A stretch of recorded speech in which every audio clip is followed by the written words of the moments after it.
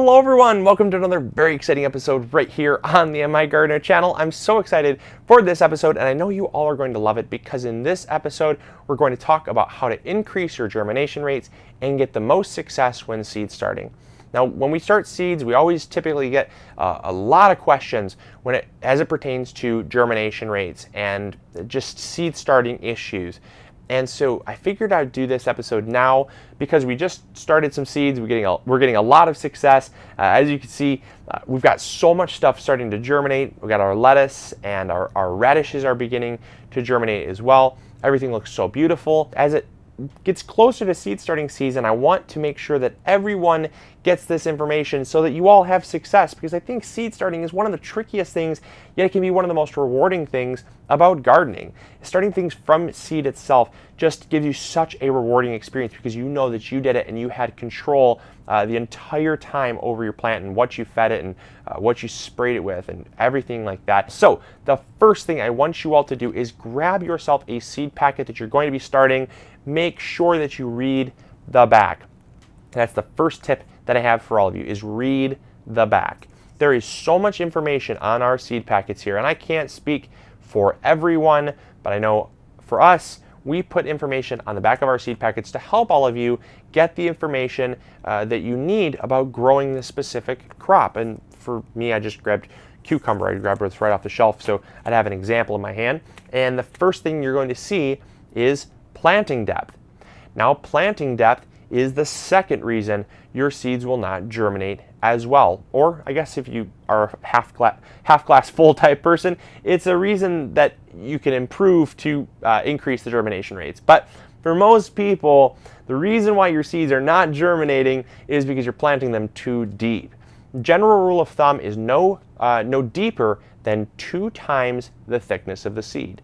That might seem very confusing, and even to myself, I'm like, what the heck does that mean? How do you know what the thickness is?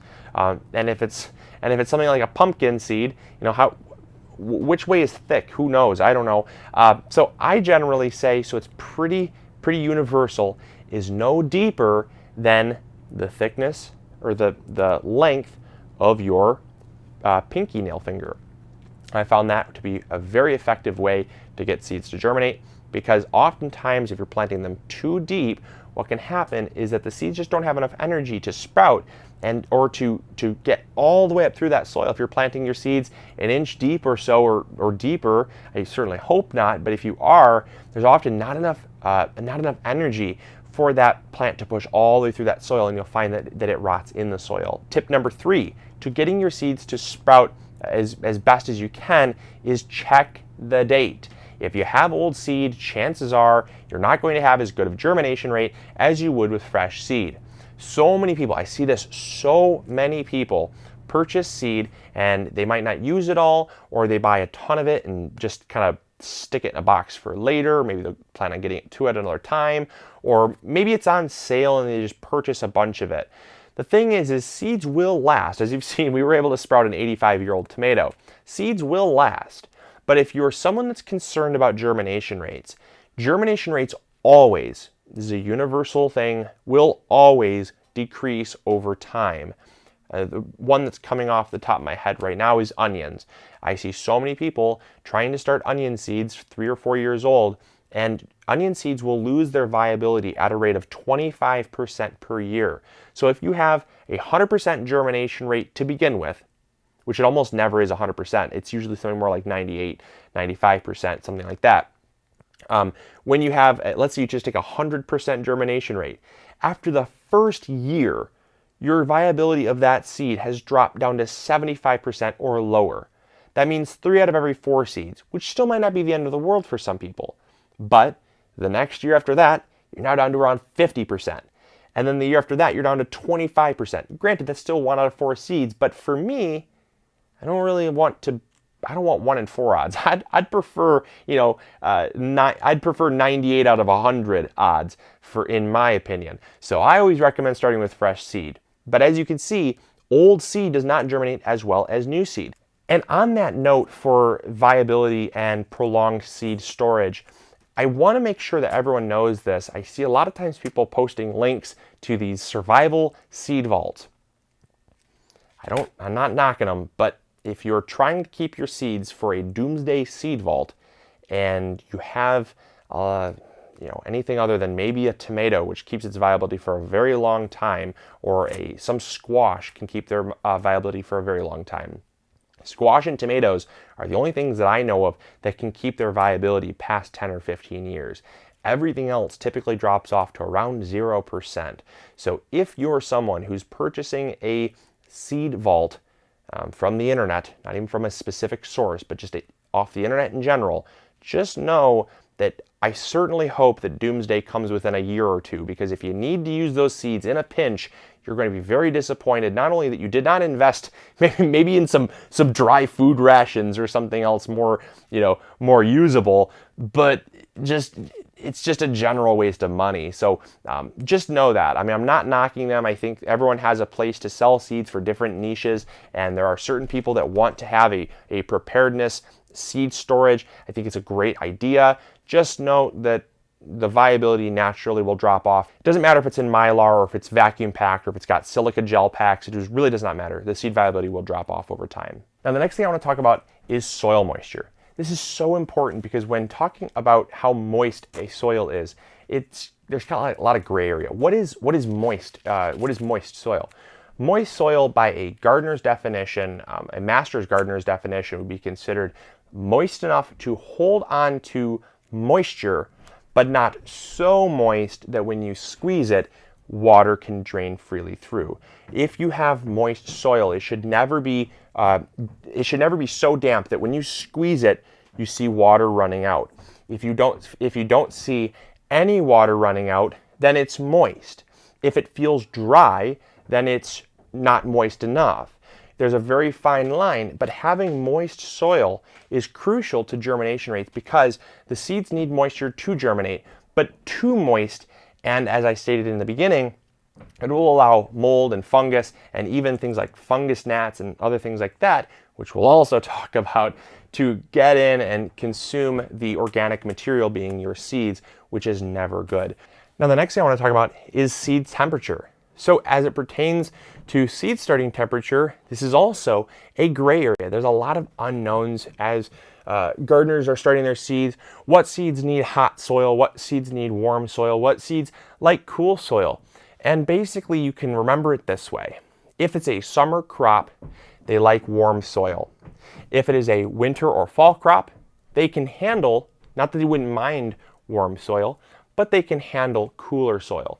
And cool soil, again, I don't like those words that allow for misinterpretation. I like definitive numbers. Cool soil is classified as 45 to 55 degrees. Anything more than 55 degrees would be considered warm soil.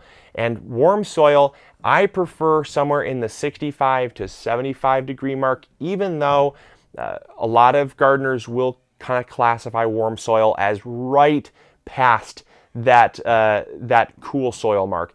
I personally don't think cool and warm should be butting right up against each other because I think there is a gradient.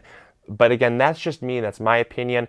But again, cool soil, warm soil. Just note that cool vegetables can handle cool soil. Summer vegetables think hot and think summery. They need warm soil. And again, I prefer my cool soil, my cool plants.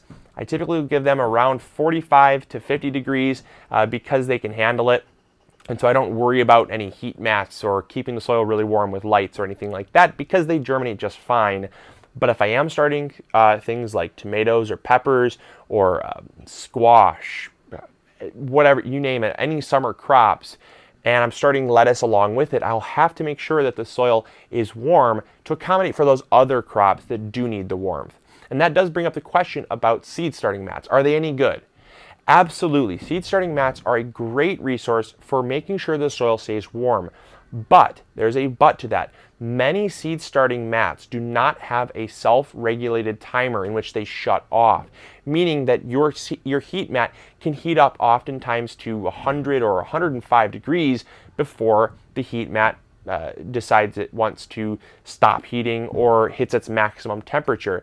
And so often heat mats will get too warm, and that can hurt the viability of the seed, which again can hurt your germination rates. Too warm or too cold, extremes, both extremes will affect germination rates. And there's that sweet spot that gardeners like to say is that sweet spot, which is between 75 and 85 degrees for ideal seed germination. And that does include your cool weather crops. They will germinate fine in those temperatures as well. But it doesn't mean that they will grow better in those conditions. They will germinate better, or they'll germinate just as good in those conditions, but won't necessarily grow as good in those conditions. So just some things to remember. So yeah, but just make sure if you're using a heat mat, make sure to put an insulative barrier like a piece of cardboard or something in between that can kind of buffer that heat so there's not direct contact with the heat mat and the soil. Because the soil can just get too warm, and that's never good either. And the final thing, which I think is a no-brainer but something very important to note, is that, again, on the back of the seed packet, make sure you look at the days to germination. If your seeds take 7 to 14 days, like that's what cucumbers take, is 7 to 14 days, and it's only been 2 or 3, don't panic. Now, this is not going to help your germination rates at all, but it'll help your sanity waiting for your seeds to germinate. We get so many people that frantically email us saying, I don't know, I think there's something wrong with my seed germination. And I'm like, okay, what are you starting first of all? Because everything germinates at different times. That's why it's important to check. But if your seeds are taking, let's say, a month to germinate normally, but it's only been 3 or 4 days, that's probably why your seeds are not germinating. So I hope this helped. I hope this answered some of your questions. If you do have any more, post them in the comments box below. I'll try to get to them. I usually answer questions and emails about videos within the first hour to hour and a half of the video going up. So the best time to get a question out is right now. Don't wait. Ask a question if you have something about seed germination. And I hope you all enjoyed. Hope you learned something new, and we'll catch you all later. See ya. Bye.